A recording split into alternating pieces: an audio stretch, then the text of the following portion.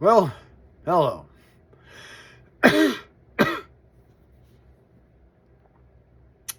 4 in the afternoon.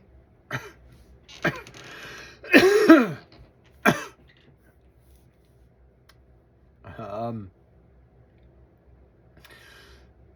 Still feeling like crap, but better. I'm feeling better, I guess. Um, my vision doesn't hurt as much. You know, like when it hurts so much, when your body hurts so much, it hurts to actually see. That's when you know you're in a lot of pain. You know, like other things, like everything, like your little toe hurts, your toenail hurts, your tooth hurts, your hair hurts, I've had everything. Anyways, enough of that. I'm just here to check in at 4 in the afternoon and with you guys that have been keeping up with me, apparently, which I appreciate with all my heart and soul. Wow. Okay, so that's really nice and loving and kind and everything. I'll try to make it as entertaining as possible. First laugh of the day.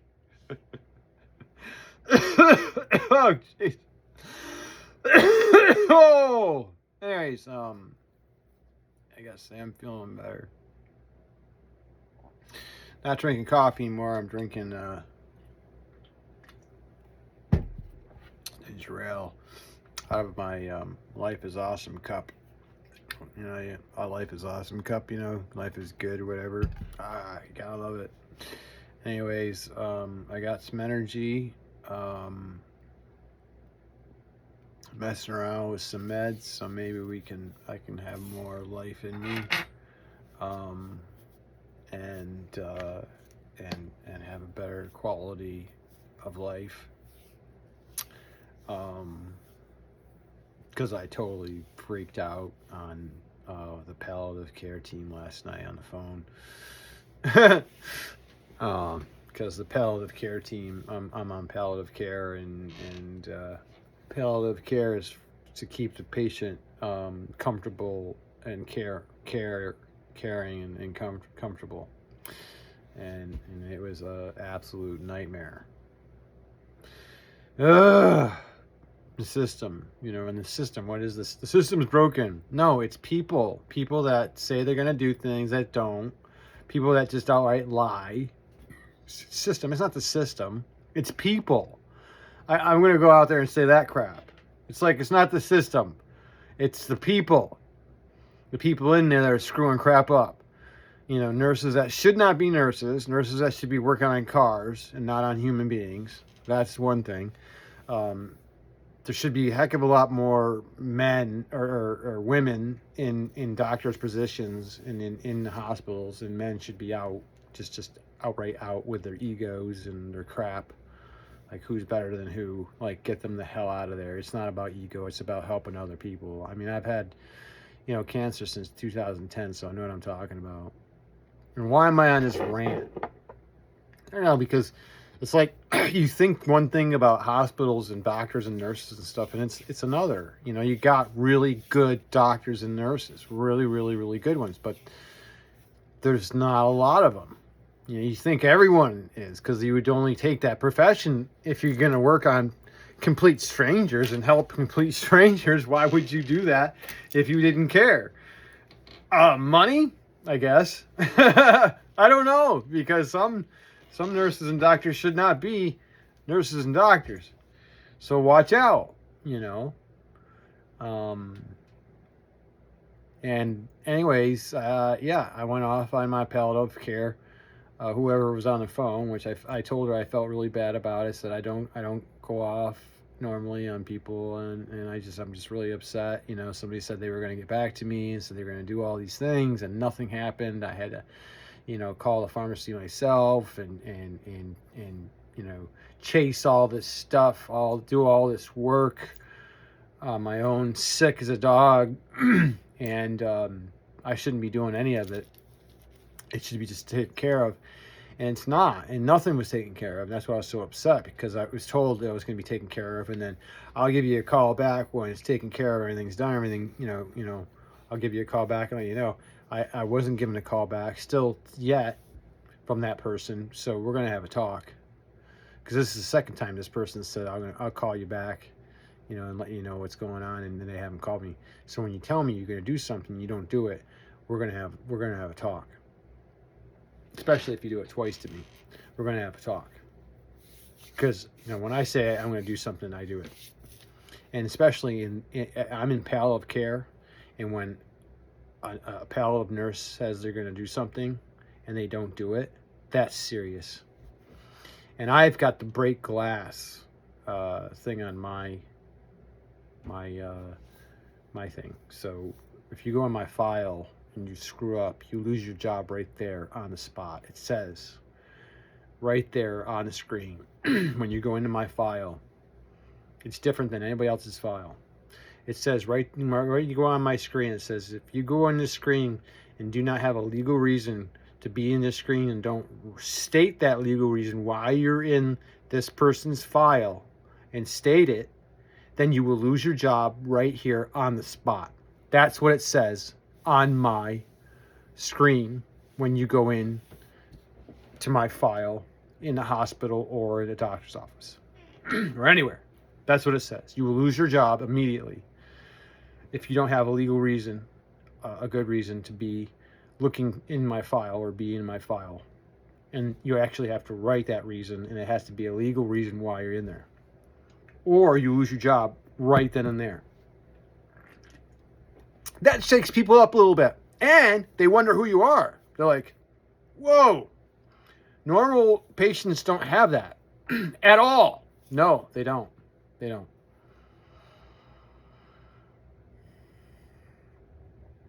They asked me why you're special. I've been special for a long time because my body reacts differently than other bodies. So doctors have said, yeah, you're just special. And I always joke, yeah, special. But I don't know. I guess I was, I'm just a serious case. A serious person to deal with. And I made sure that I would be taken seriously no matter where I went in the system. Because that's when you go into the computer system, that's what it says to you. And I needed to make sure that I was important in the system, no matter where I am. That's pretty important to do in life these days because the computers and everything run everything, if you haven't noticed. So, it's like anything else. Either you're boss or you're the employee. I'd rather be the boss of all information, of all everything. Something to think about. Something to think about in this digital age that we're in.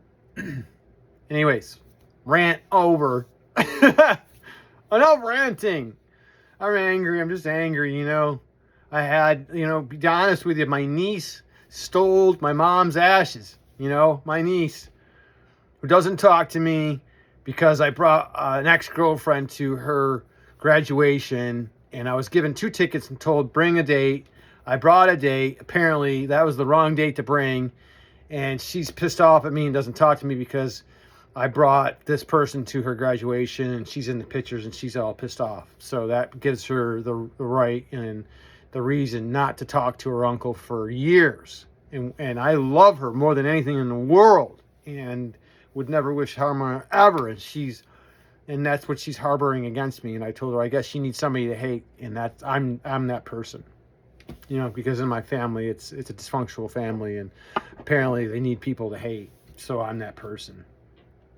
I didn't do anything. I just brought a date. I was given a ticket. I didn't know, and I said I was sorry over and over and over again. My other niece, Wendy, she says, you've already said you were sorry over and over and over again. You said you were sorry for something you've done that you didn't know you did wrong over and over again. So it's not on you, Chris. It's on her, and don't worry, you're not going crazy. You said you were sorry over and over and over again for something you didn't know you did wrong. But she's harboring this resentment and doesn't talk to me. And then I find out from her mom, while I'm in the hospital and I'm fighting for my life, her mom tells me when I'm sick and dying that her daughter stole my mom's ashes. My sister, my oldest sister, tells me on the phone, hey, my daughter stole your mom's ashes. I'm like, oh my God, tell her to bring them back. Tell her to give her back. Oh, ha, ha, ha, ha, ha. She's stubborn. She won't give them back. Ha, ha, ha. It's not a joke. That's sick. I told her, I've had a lot of cruel things happen to me, and I'll let you know what they are. I'll let you know everything. Everything is going to be out in the open before this YouTube channel is over, because then my life will be over. But it will all be out and out into the space. I did this on purpose. I did this because a small voice inside of me said to do this, but now I'm doing it. Now I'm putting it out there because something's got to be done about injustice and wrongdoing. You've got to have integrity. You've got to, be loving and kind to one another, especially family. Who the heck does that? Who does that? My mom left when I was 1.5. My dad was a raging alcoholic.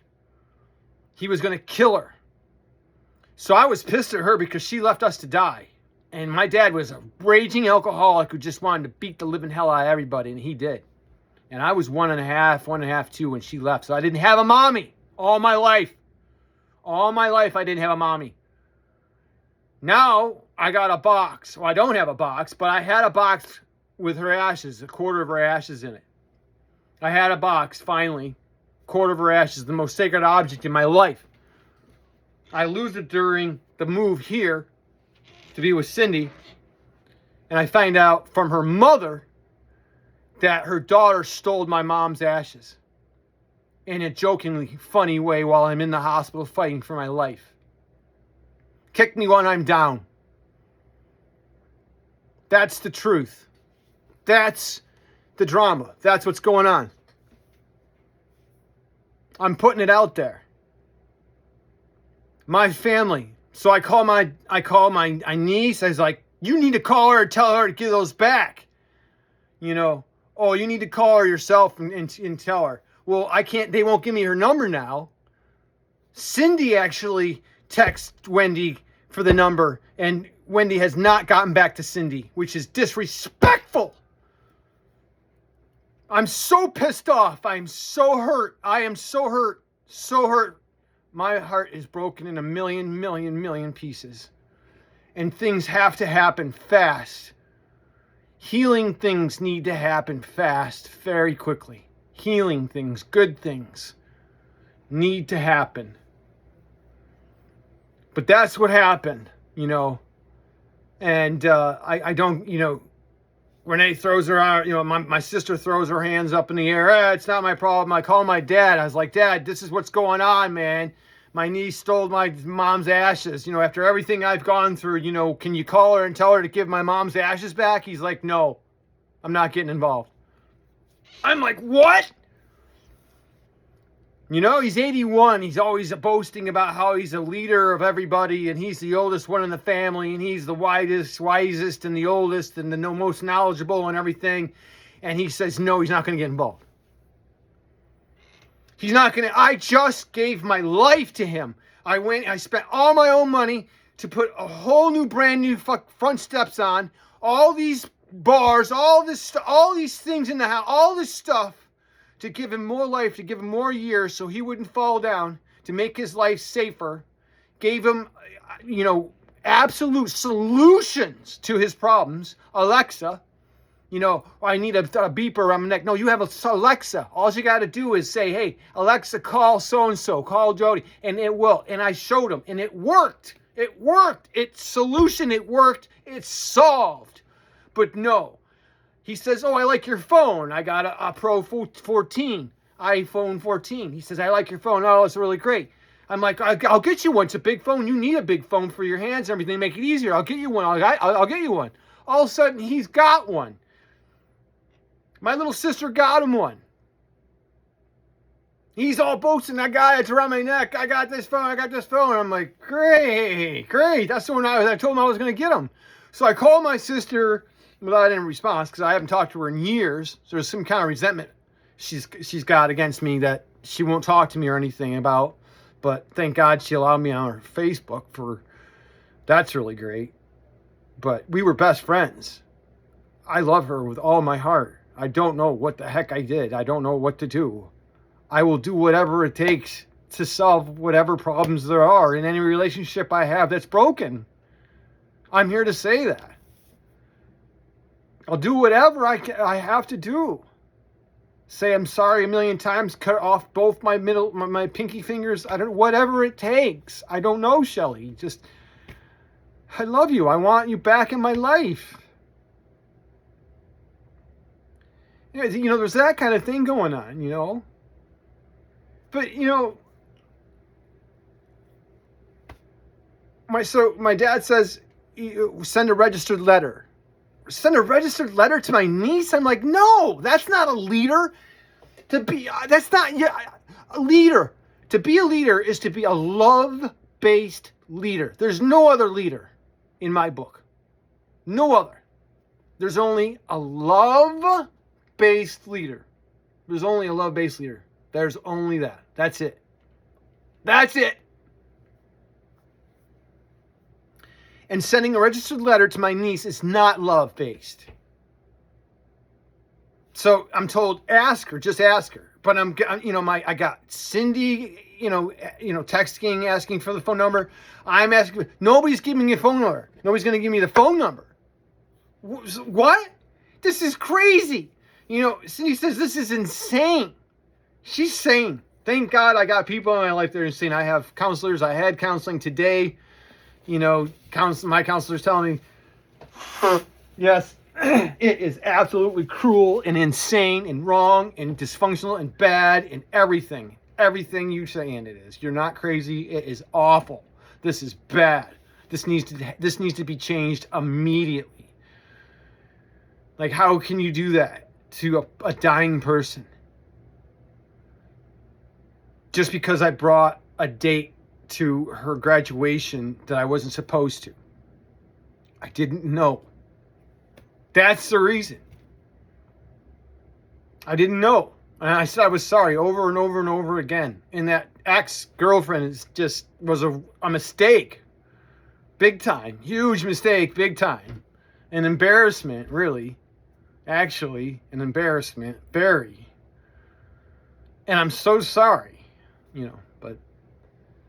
And I'm with my soulmate, my best friend, it worked out. But that was that's the situation. That's the drama, right? Okay, so then when Cindy and I got together, I moved from New York to here. And I got rid of all my stuff in New York, most of it, and came here. And while I was doing that, I lost my mom's ashes. They disappeared.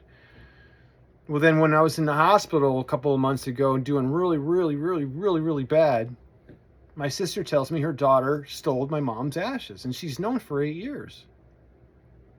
I tell her, tell her to give them back. What the hell are you kidding me? This is ridiculous. This is insane. Who does that? I'm like, I've had every bad thing you can imagine happen to me. That's the cruelest thing that's ever happened to me. By my own family member. My mom left when I was a little boy. My niece had her mother. Still has her mother to this day. I had a box of a quarter of her ashes. And now my niece has got them in her possession and won't give them back. For what reason, I have no idea. But it's wrong. She was my mom. They're my ashes. I was there at the end to take care of her at the end. I Nobody else. I was the last one to touch her when she died because I had nursing knowledge. I had nursing background. So your grandmother was taken care of by me when she died. And I would not stop holding her hand. I held her hand. She died at 3 o'clock in the morning. I held her hand until when they came in the morning around 6 or 7 in the morning. I didn't stop. And then I still didn't stop. They wheeled her out and I still wouldn't let go. I didn't have my mom all my life. And then she died of brain cancer. I administered the last morphine lollipop and I closed her eyes.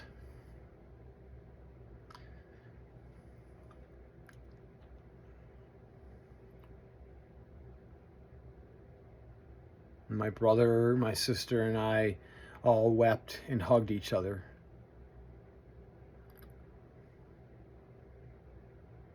And that's the way it should be. That's the way it should be. It should be the three of us like when we were kids, you know. I don't know, but it should be the three of us holding one another, loving one another. That's what it should be, but it's not. It's not. My sister and brother don't talk to each other at all. I talk to my brother and I talk to my sister because I'm the peacemaker.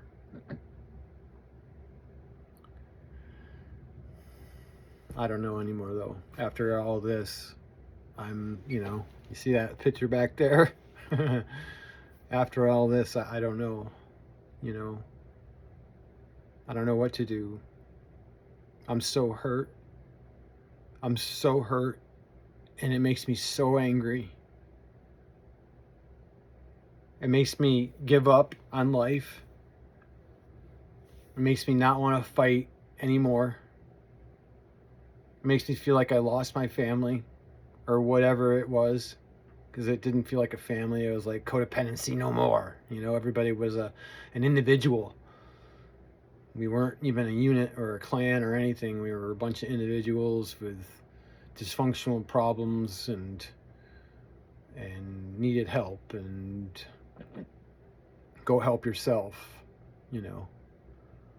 and that was it. We weren't family. I don't know. I hope I won't lose my grandmother's dream that we're all be together. I was raised partly by my grandparents, my grandmother the most, my grandmother and grandfather, and they instilled in me that we should all be together. My grandmother just wanted us all to be together no matter what. It didn't matter to her. Just all be together. And that's the way it should be. And I won't stop wanting that dream. And I am forgiveness. I can forgive these things. I can let these things go. I've let insane things go. I've been molested. I let that go. I forgave that person. And I let that go. That's impossible. Let me tell you. But it happened. It was a really hard problem. I've been working on it all my life. It destroyed my life. Like I said, I killed myself February 1st, 2003, 10 o'clock in the morning. I tried killing myself back in college over it. But I succeeded in 2003, but I'm here, and they brought me back. But I was able to forgive that person. I was able to forgive that person and put that behind me. It took a lot of work, a lot of real work, a lot of real hard work, a lot of authentic, real work. Forgiveness. To forgive somebody who violated me. And I did it. So I'm not harboring any resentments anymore, or any hurt or sadness or anything from it at all. Only the story and the message that forgiveness is one of the most important things other than love. Forgiveness, I think, is the second most important thing in life other than love. Love being the first. But anyways, I forgave him. Set me free. And also, I can teach others how to do it. You know, how to do the impossible.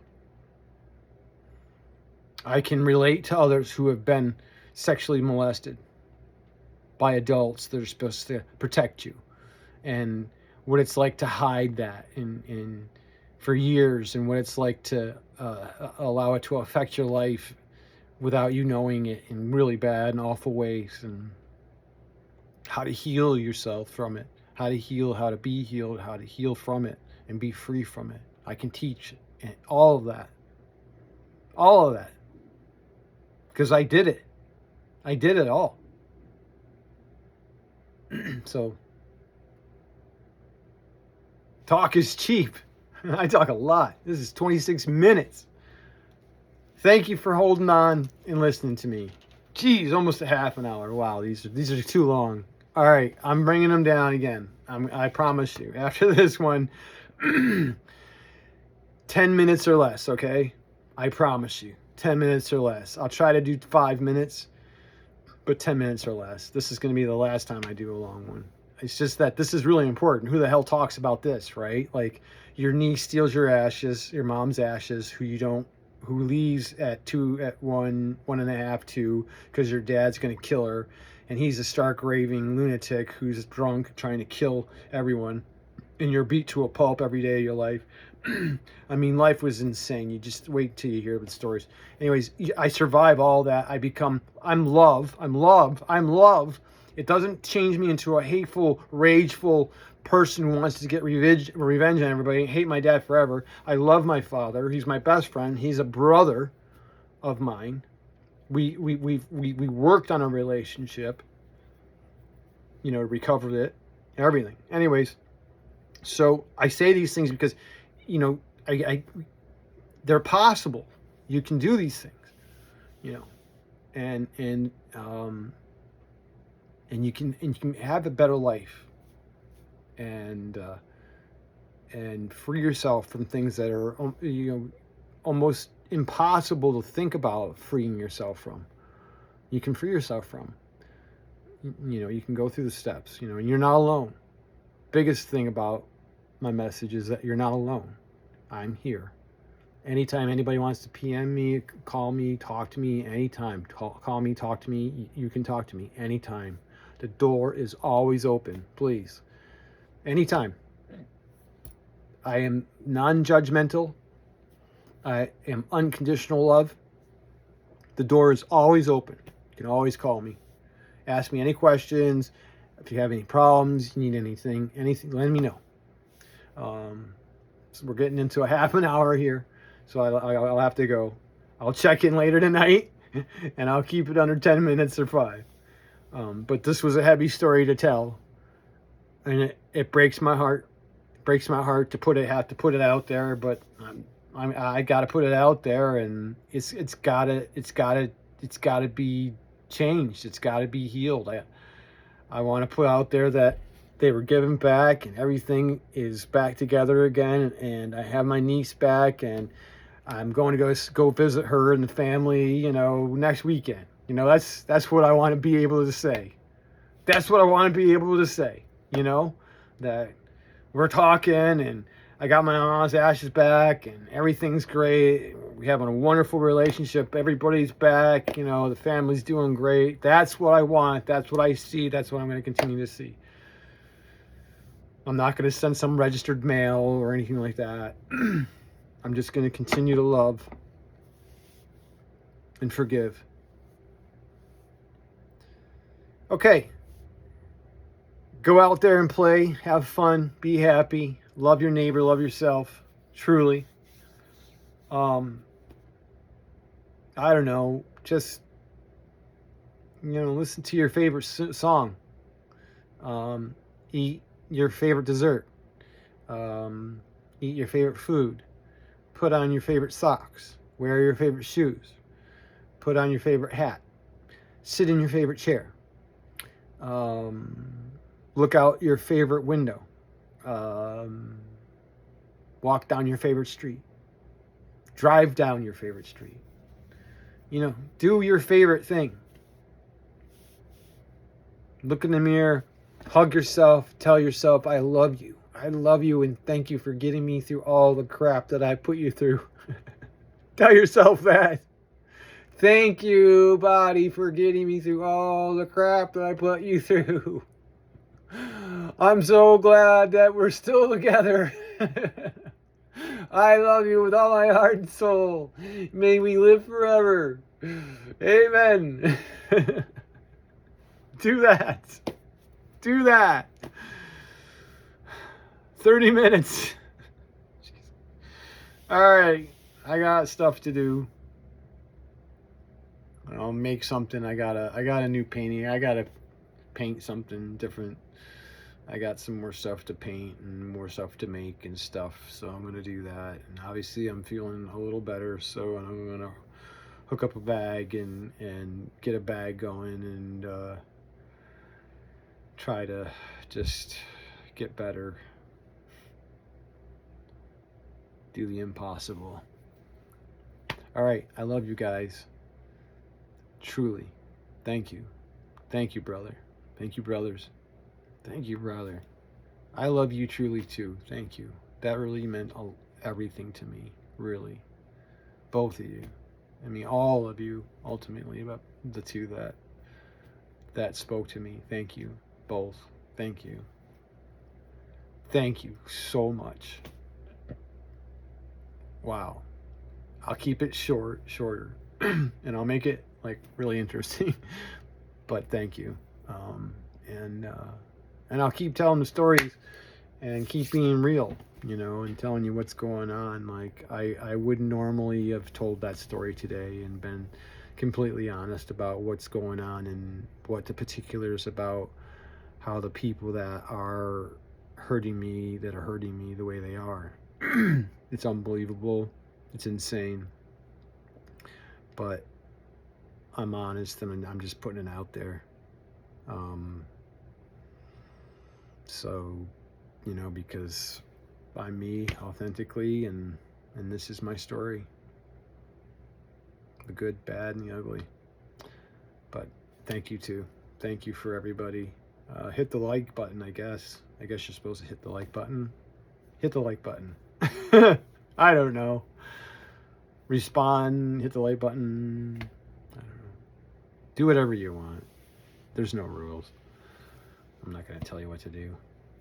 All right. I love you guys. May every great and wonderful thing happen to you today and every day. May you be blessed.